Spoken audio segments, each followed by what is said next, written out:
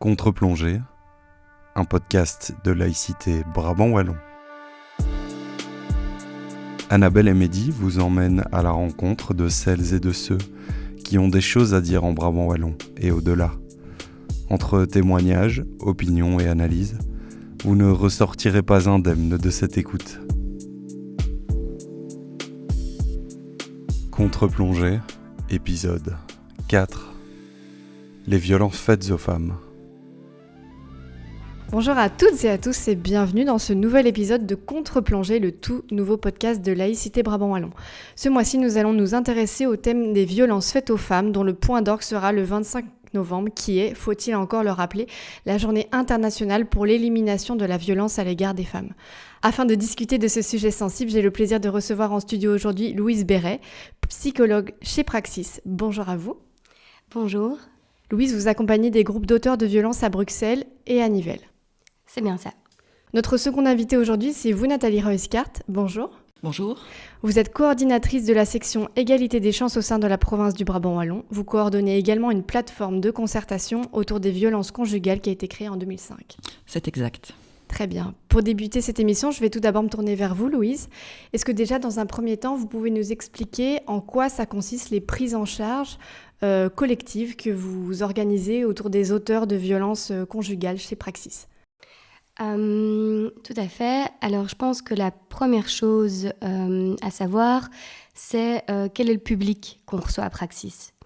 À Praxis, effectivement, on reçoit les personnes qui ont agi un ou plusieurs comportements de violence, que ce soit dans leur couple ou dans leur famille.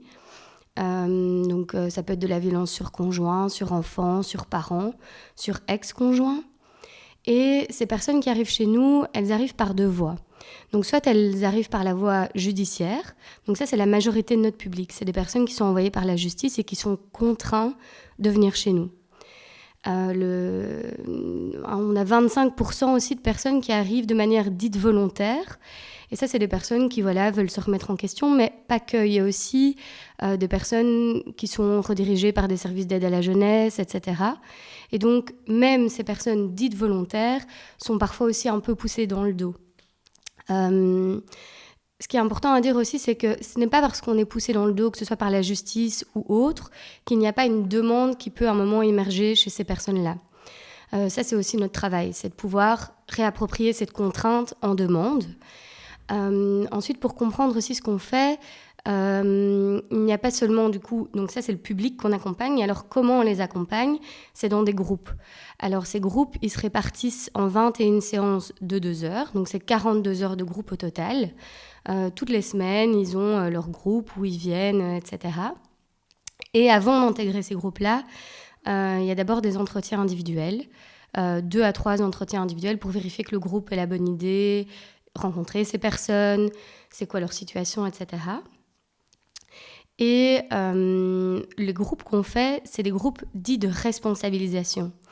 Alors, qu'est-ce que c'est la responsabilisation ? C'est de se dire que ces personnes ont agi à un moment des actes de violence et qu'elles arrivent généralement dans des discours de minimisation, de justification. Voilà, c'est la faute de l'autre, etc.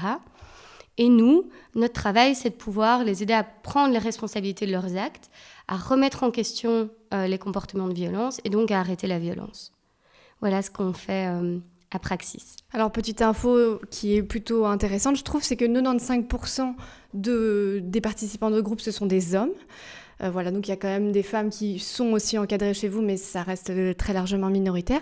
C'est quoi la force du collectif quand on est un auteur de violences conjugales et en quoi ça peut aider à aller mieux par la suite ? Alors, la première chose, c'est que dans la violence conjugale et intrafamiliale, mais souvent, ce qui est sous-jacent, c'est des difficultés relationnelles, des difficultés à l'autre. Et du coup, le fait d'être en groupe, c'est aussi la possibilité d'être avec l'autre. Et donc, le groupe est un véritable laboratoire de relations. Et donc, ça permet d'identifier ces modalités relationnelles, de les remettre en question, mais aussi de pouvoir expérimenter de nouvelles modalités relationnelles. Ça, c'est une des premières raisons. Une deuxième raison, c'est que la violence conjugale, elle isole. Alors, elle isole la victime, ça on le sait, mais elle isole aussi l'auteur. Et donc, c'est de pouvoir aussi trouver du soutien avec les pairs, d'expérimenter la demande d'aide, donc voilà, de resocialiser finalement l'auteur aussi. Une troisième raison, c'est de pouvoir utiliser le groupe comme miroir. Et donc, parfois, c'est plus facile de voir ce qui cloche dans l'autre que chez soi. Et donc, du coup, ce groupe, c'est finalement aussi, on entend souvent chez les auteurs, on est dans le même bateau. Ça permet du coup d'aider à la reconnaissance de ses actes et à la prise de conscience. Une quatrième raison, c'est de pouvoir finalement élargir les points de vue, le champ d'action, de solutions possibles, puisque au plus il y a de cerveau, au plus il y a de solutions et d'idées. Et enfin, c'est un espace de confrontation où il y a un cadre, c'est-à-dire un cadre que nous, on instaure, c'est un cadre de non-jugement, c'est un cadre de confidentialité, et donc où il est possible de pouvoir se confronter les uns les autres, mais dans le respect. Ce qui est intéressant aussi, c'est que vous êtes toujours par binôme en fait, pour encadrer ces groupes. Je pense que c'est un homme et une femme à chaque fois, c'est bien ça ? Tout à fait, oui. Donc on le voit, le collectif peut être hyper intéressant pour encadrer justement ces auteurs de violence. Je me tourne maintenant vers vous, Nathalie Reuskart. Le 29 juin dernier, il y a un texte qui est passé au niveau de la Belgique, hyper fort, qui est la loi qu'on a baptisée Stop Féminicide. Donc en fait, le texte reconnaît 4 types de féminicide. Donc on a celui qui est perpétré par un partenaire, donc le féminicide intime. Il y a celui qui est réalisé par un tiers, celui qui survient après des faits de violence. Et il y a aussi l'homicide fondé sur le genre. En quoi l'adoption de cette loi, ça va permettre de lutter encore plus contre les violences faites aux femmes ? Alors, cette loi, c'est une loi cadre, donc qui prévoit des mesures d'ordre général. Moi, je pense qu'elle a vraiment une portée très, très symbolique. C'est ça le plus important pour moi, cette loi. Donc, elle définit, comme vous venez de le dire, différents types de féminicides. Et elle replace aussi la violence dans un cadre structurel. Donc, on est dans un système qui perpétue la violence du fait des inégalités entre les hommes et les femmes. Elle prévoit également cette loi d'avoir des données chiffrées. Donc maintenant, pour connaître le nombre de féminicides en Belgique, ce sont des associations qui le font, qui lisent la presse. Et donc c'est comme ça qu'on sait combien il y a de féminicides en Belgique. Donc cette loi permettra d'avoir des chiffres plus précis et plus objectifs. Je pense qu'aujourd'hui, on est à plus ou moins 21 féminicides en Belgique cette année, en 2023. On est autour d'une moyenne de 30 féminicides par an. Elle prévoit aussi, cette loi, la formation des policiers et des magistrats. Mais maintenant, est-ce que ça va permettre de diminuer le nombre de féminicides ? Je n'en sais rien, parce que de toute façon, les féminicides, ils étaient déjà punis par la loi, puisqu'un féminicide, c'est un homicide avec circonstances aggravantes liées à une discrimination qui est le genre ou le sexe. Donc, est-ce que ça va diminuer ? Je n'en suis pas certaine. C'est pour ça que je vous dis que moi, ce qui est plus important dans cette loi, c'est sa portée symbolique. Parce que donc il y a des études qui ont été faites justement sur la récidive il y a quelques années. Donc Praxis avait été sollicité, je pense, par rapport à ces études, et on met bien clairement en évidence que la réponse judiciaire, il n'y a pas de corrélation entre la réponse judiciaire et la diminution de la récidive. Par contre, effectivement, il y a une corrélation entre le fait de participer à un groupe comme Praxis et la diminution de la récidive. Nathalie Reuskart, vous avez un œil un peu macro sur la province, sur les 27 communes qui constituent la province du Brabant wallon. Est-ce que vous avez des chiffres par hasard par rapport aux violences conjugales ou aux violences sexuelles qui sont liées à la province, ou après si vous avez aussi des projets communaux qui sont inspirants, originaux, etc. C'est aussi l'occasion d'en parler aujourd'hui. Mais d'abord, ces chiffres, est-ce que vous avez des choses un peu plus pointues par rapport à la thématique du jour ? On dispose malheureusement de peu de données chiffrées. Et d'ailleurs, ça a été relevé dans le cadre des différents plans d'action nationaux au niveau fédéral ou au niveau des communautés. Et il est prévu, en tout cas dans ces différents plans d'action, d'améliorer la récolte de données statistiques afin d'avoir des chiffres officiels. Pour vous dire, la dernière étude en Belgique, elle date de 2010, donc ça date effectivement. À l'époque, on parlait d'une femme sur 7 en Belgique qui avait vécu des violences dans l'année précédant l'étude, dans les 12 mois qui précédaient l'étude, et une femme sur 20 avait subi des violences graves à très graves. Et par comparaison, ce chiffre pour les hommes était de 2 hommes sur 100. Alors on a des données au niveau européen qui prévoient plutôt une femme sur 4. Maintenant, moi, je dois vous dire par rapport aux chiffres, je trouve que voilà, une victime, c'est déjà une de trop, donc peu importe finalement ces données chiffrées. Par rapport au Brabant wallon, les seules données sur lesquelles je peux me baser, ce sont les statistiques de criminalité qui sont effectuées sur les PV qui sont enregistrés au niveau des chiffres de police. Donc ce n'est pas un chiffre évidemment objectif, puisqu'on sait qu'il y a un chiffre noir. Je pense que seulement 14% des victimes déposent plainte. Donc voilà, ce chiffre ne reflète pas la réalité, mais j'ai comparé justement les chiffres au niveau belge, au niveau régional et au niveau Brabant wallon, et ils sont plus ou moins similaires. Il y a pas se tient, quoi. Oui, tout se tient. Et pareil pour les différentes communes du Brabant wallon, tout se tient. Alors en ce qui concerne les communes qui mettent en place des mesures, on a dernièrement pas mal de communes qui ont voté des motions visant à lutter contre les violences faites aux femmes. Notamment à Wavre. Notamment à Wavre, oui. Et donc, en fonction des communes, il y a différents projets qui sont mis en place. Et il est vrai qu'à Wavre, ils sont très, très actifs. Ils mettent pas mal de projets de sensibilisation au niveau de la population, notamment ici dans le cadre de la campagne du ruban blanc qui va démarrer le 25 novembre. Il y a pas mal de projets qui vont être mis en place, mais dans d'autres communes aussi. Donc, et voilà, ça fait des petits, c'est ça qui est intéressant. Donc quand une commune s'y est mise, les autres le font aussi. Le travail qui est réalisé est un peu différent. Il y a des brochures qui sont faites, de la sensibilisation de la population, l'information de la population. Et ici, dernièrement, à Cour-Saint-Étienne, c'est tout nouveau. Il y a aussi un groupe qui s'est mis en place. Et ils ont eu l'idée, je trouve ça très intéressant, et on va essayer de le faire au niveau du Brabant wallon, de former donc, dans toutes les institutions communales une personne spécifique qui pourra accueillir une victime de violences conjugales de la manière la plus adéquate possible. Donc je ne parle pas des structures spécialisées comme le collectif de Louvain-la-Neuve ou d'autres, mais vraiment par exemple dans une école il pourrait y avoir une enseignante qui recevra une petite formation par rapport à ça et donc qui pourra accueillir et orienter correctement cette personne. Et on va créer c'est tout récent, hein. On va créer un petit label, un petit autocollant. Et donc, les institutions qui auront cette personne spécialisée mettront ce petit autocollant. Et donc, les personnes, les femmes ou les enfants, les auteurs sauront qu'ils peuvent aller parler en toute confiance dans cette institution. Super, ça comme initiative, très bien. Je vais vous proposer maintenant de prendre un petit peu plus de hauteur par rapport au sujet du jour et d'écouter le témoignage d'Aurore. Donc Aurore, elle a subi des violences de la part de son partenaire par le passé et depuis quelques mois, elle a transformé cette expérience négative, traumatisante en énergie créative ou créatrice, puisqu'aux côtés de 5 autres femmes, elle participe à la création d'une pièce qui s'intitule « Ne me libère pas, je m'en charge », qui a été créée en partenariat avec le Théâtre des Rues, la Toulina SBL et le CAL Brabant wallon. Mehdi Toukabri l'a rencontrée pour nous et on écoute son témoignage sans tarder. Eh bien pour moi, il y a 2 aspects. La première chose, c'est que participer à la pièce et à la co-création de la pièce, c'est vraiment avant tout un processus thérapeutique.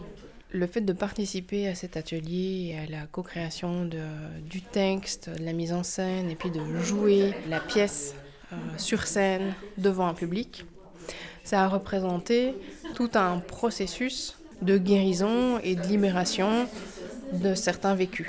C'est vraiment quelque chose qui m'a permis dans un premier temps de nouveau avoir un tissu social, de m'ouvrir sur ce qui s'était passé et puis de transmuter ça, de transformer ce vécu en quelque chose de beau. Donc ça c'est le premier aspect, c'est vraiment l'aspect thérapeutique, je vais dire.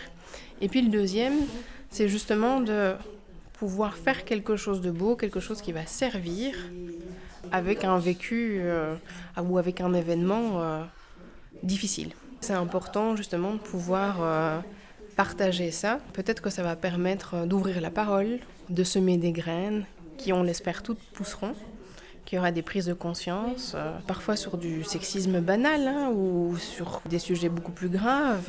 Parce que dans la pièce, on aborde vraiment beaucoup de thématiques différentes. Et donc on peut voir les choses avec un peu de légèreté, mais on peut aussi les voir avec avec plus de poids, plus de profondeur. Alors on vient de l'entendre, hein, Aurore, elle ouvre plein de portes avec son témoignage. On a envie de parler de tout un tas de sujets. Est-ce que déjà à chaud, vous auriez une réaction par rapport à ce qu'on vient d'entendre, Nathalie ou Louise ?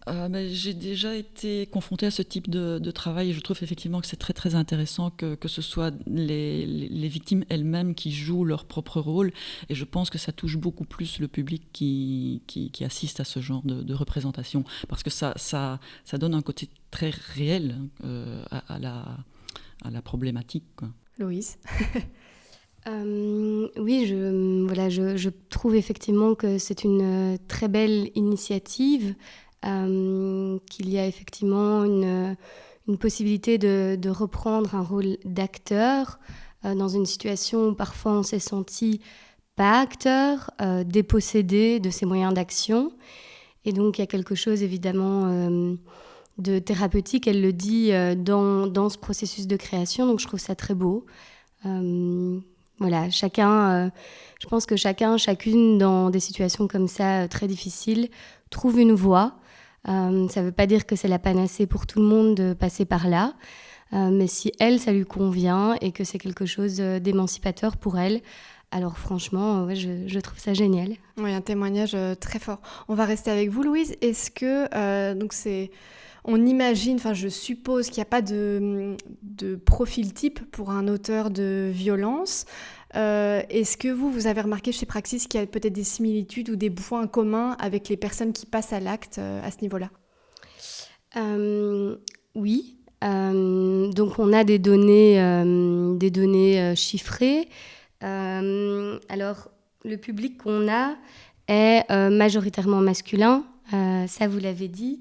Donc c'est 96% d'hommes, 99% de personnes hétérosexuelles et la moyenne d'âge est de 38 ans. Donc ça c'est d'un point de vue démographique. Alors le taux d'emploi est de 56,2%, donc ça c'est le nombre de personnes qu'on a en emploi. Et il y a aussi quelque chose de l'ordre de 57% pour les personnes qui sont en couple. Alors on ne sait pas si c'est des personnes qui sont encore en couple avec la victime ou en couple avec une nouvelle personne. Ça, c'est pas quelque chose qu'on explore au moment de la prise de données. Mais donc voilà, alors c'est aussi des personnes qui sont majoritairement parents, 83%. Au niveau de la nationalité, c'est essentiellement des personnes qui ont une nationalité belge, mais on retrouve tout type de nationalité et d'origine. Dans la population qu'on a à Praxis, c'est important aussi de se rappeler que comme ce sont des personnes qui sont envoyées par la justice, il y a aussi tout un tri qui se fait à ce niveau-là. Par exemple, une personne qui a des moyens financiers, qui sait se payer un avocat, va peut-être pas arriver à Praxis parce qu'elle se sera mieux défendue. Donc effectivement, à Praxis, on va souvent aussi retrouver un public plutôt précarisé, ce qui n'est pas représentatif de la violence conjugale. La violence conjugale, on le sait dans les chiffres, on en retrouve dans toutes les couches de la population. Et donc voilà.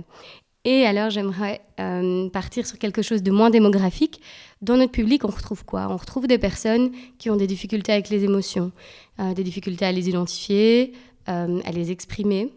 On retrouve des personnes qui ont une vision assez rigide des rôles sociaux, en termes de genre notamment.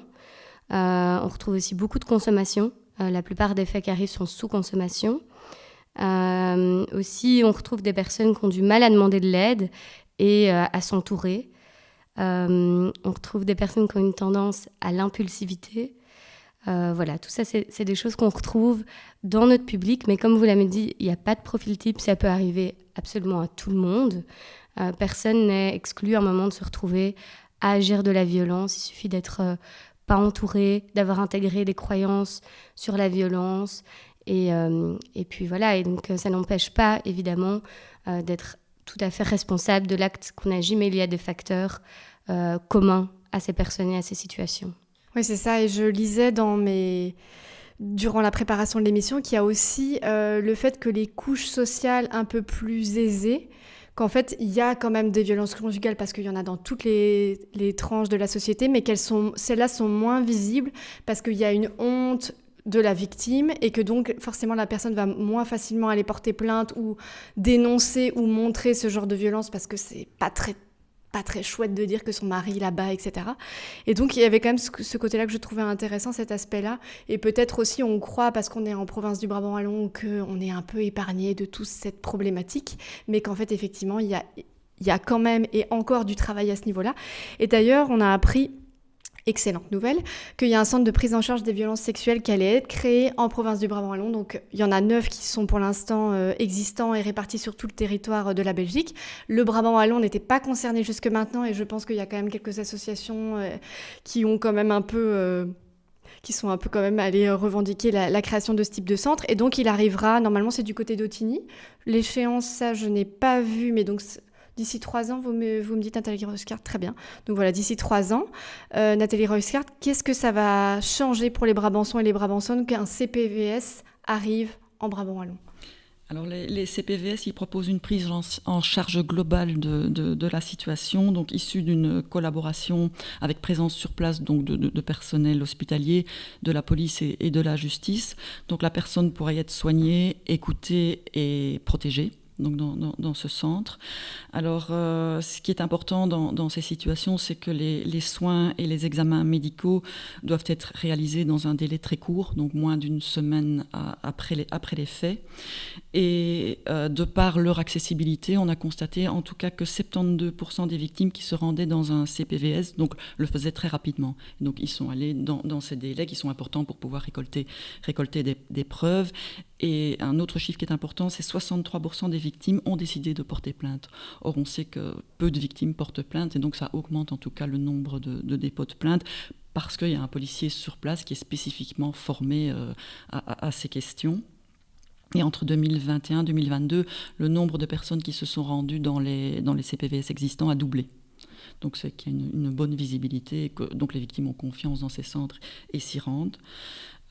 Et il est vrai qu'effectivement le Brabant wallon n'était pas concerné au départ parce que c'était simplement une question géographique, parce que voilà, ils avaient estimé qu'on avait un CPVS tout près au niveau de Charleroi ou de Bruxelles et donc que les Brabançons wallons pouvaient s'y rendre, mais effectivement il y a eu un lobby au niveau notamment du gouverneur du Brabant wallon qui a rassemblé toutes les forces vives, l'UCL, moi, la section égalité des chances, la police, et donc on a vraiment argumenté pour pouvoir avoir ce centre en Brabant wallon et donc ça a été décidé et on l'aura très bientôt. Une bonne nouvelle donc. On l'a vu pendant la pandémie du Covid que la violence conjugale, elle pouvait rapidement devenir une violence intrafamiliale où les enfants deviennent à leur tour des victimes directes ou des victimes collatérales de la violence. Est-ce que vous, la violence destinée aux mineurs, parce que j'ai vu notamment par exemple le CPVS de Liège recevait énormément de mineurs, des plaintes, etc. Est-ce que vous, la violence des mineurs, que ce soit chez Praxis ou à la province, c'est une problématique de laquelle vous essayez de vous emparer ? Alors oui, tout à fait. Donc le public qu'on reçoit à Praxis, il pourrait y avoir un parent qui arrive parce qu'il a agi de la violence sur enfant et pas sur conjoint. Donc c'est pas seulement les auteurs de violences conjugales, mais aussi intrafamiliales. Et en plus de ça, ce qui est très important, c'est que même s'il n'y a pas eu directement de la violence sur enfant, on va considérer qu'un enfant qui a été témoin de violence conjugale est également victime. Et donc, dans les groupes, avec les auteurs de violences, strictement par exemple de violences conjugales, on va travailler l'impact sur les enfants. On va les entraîner. D'ailleurs, on fait un exercice assez intéressant qui s'appelle le récit, où on leur demande de raconter ce qui s'est passé. Et on va demander aux autres personnes du groupe de se mettre dans la peau des personnes qui étaient présentes, notamment des enfants. Et l'idée, c'est de pouvoir finalement les aider à prendre conscience de ce que les enfants ont pu ressentir à ce moment-là. Donc oui, évidemment que de manière très singulière, on va beaucoup prendre à cœur la question des enfants, que ce soit des enfants témoins victimes ou des enfants directement victimes. D'accord, intéressant. Et vous, Nathalie, au niveau de la province ? Oui, on s'attarde effectivement à ces questions-là. D'ailleurs, on parle de victimes adultes ou enfants. Donc les enfants témoins sont vraiment considérés comme des victimes. Et dans 40% des situations, ils sont présents, en tout cas quand les violences sont perpétrées. Et 10% de ces enfants deviennent des victimes directes. Et donc c'est une question qu'on a pris en charge depuis 2008. On a organisé à l'époque un colloque sur cette thématique. Et c'est le début. C'est à ce moment-là qu'on a commencé à s'intéresser justement à la problématique des enfants témoins victimes. D'ailleurs, les centres d'accueil le disaient, les enfants, ils étaient considérés comme la valise de la maman, quoi. Ils arrivaient dans ses affaires et on ne le prenait pas en charge de manière particulière, mais maintenant c'est fait. Et donc depuis lors, on développe de nombreux projets, notamment des collaborations avec une intervenante, une psychologue, psychothérapeute qui travaille à Marseille et qui a la spécificité justement d'avoir travaillé dans son parcours professionnel à la fois avec des femmes, des enfants et des auteurs. Et donc elle a vraiment une prise en charge globale et elle a développé un protocole d'évaluation des compétences parentales dans les situations de violence conjugale. Donc un protocole très très spécifique, très très cadré. Et donc elle est venue cette année et nous avons travaillé une demi-journée avec les magistrats du Brabant wallon pour justement les sensibiliser aux impacts que les violences conjugales peuvent avoir sur les enfants. Et elle reviendra l'année prochaine pour justement former des intervenants qui sont amenés à effectuer des expertises judiciaires, donc à ce protocole spécifique. D'accord, très bien. Et là, on va tout doucement glisser vers la dernière question de l'émission parce que ça passe très vite. L'année 2024, ce sera une grande année d'élection avec un scrutin à l'échelle des communes, des provinces, des régions, des communautés, mais aussi au niveau européen. Est-ce que pour l'une et l'autre, vous auriez un message à faire passer à nos futurs représentants et représentantes ? Je pense qu'effectivement, il y a pas mal de mesures qui sont faites et on parlait de la loi Stop Féminicide. Moi, je suis très fière, justement, je ne l'ai pas dit tout à l'heure, mais c'est le premier pays européen qui a voté cette loi et je trouve qu'il faut continuer à aller dans ce sens-là. Maintenant, peut-être, c'est le nerf de la guerre, ce sont les moyens financiers qui sont alloués à ce genre de questions et je vous avoue que je ne sais pas exactement combien, parce que comme ça dépend de nombreuses compétences. En Belgique, c'est difficile d'avoir un chiffre précis. Et je sais qu'en Espagne, où donc il y a des lois très importantes qui ont été votées et des mesures importantes, c'est de l'ordre de 16 € par an et par habitant. Alors, je vous dis, je ne sais pas combien c'est en Belgique, mais je ne pense pas qu'on est à ce niveau-là. Et voilà, ce serait intéressant en tout cas de doter de moyens vraiment structurels toutes les associations qui travaillent sur cette thématique. Oui, les moyens financiers, le nerf de la guerre, ouais. Comme souvent.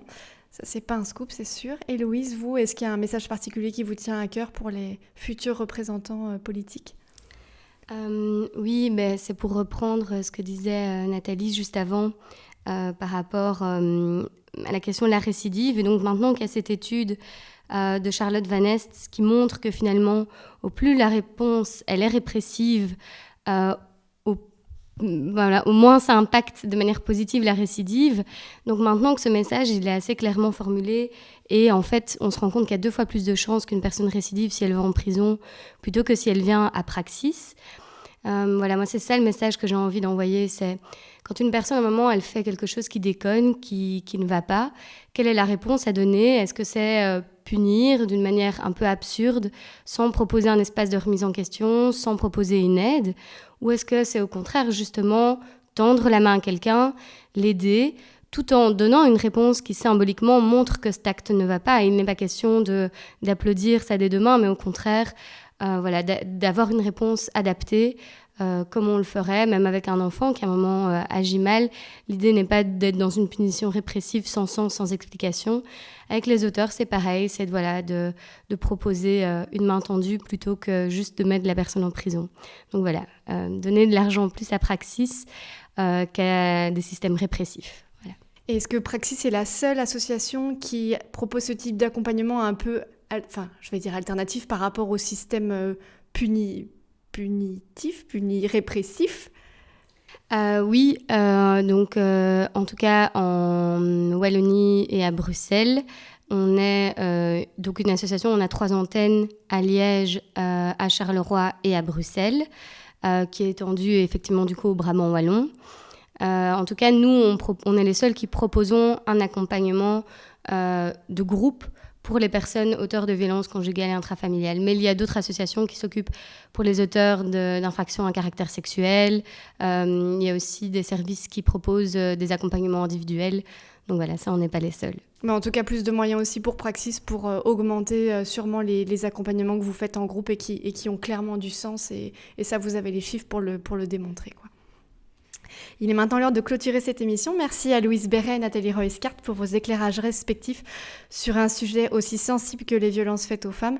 Merci à Aurore, bénéficiaire de la Touline ASBL, d'avoir accepté de témoigner de son passé douloureux. Merci à vous, auditeurs et auditrices, qui nous suivez dans la réalisation de ce podcast qui nous tient énormément à cœur. Toute l'équipe du CAL Brabant Wallon vous donne rendez-vous le mardi 28 novembre à 20h pour assister à la première représentation du spectacle Ne me libère pas, je m'en charge, qui aura lieu dans nos locaux de Wavre. Vous pouvez retrouver toutes les modalités d'inscription sur notre site www.calbe.be et c'est gratuit.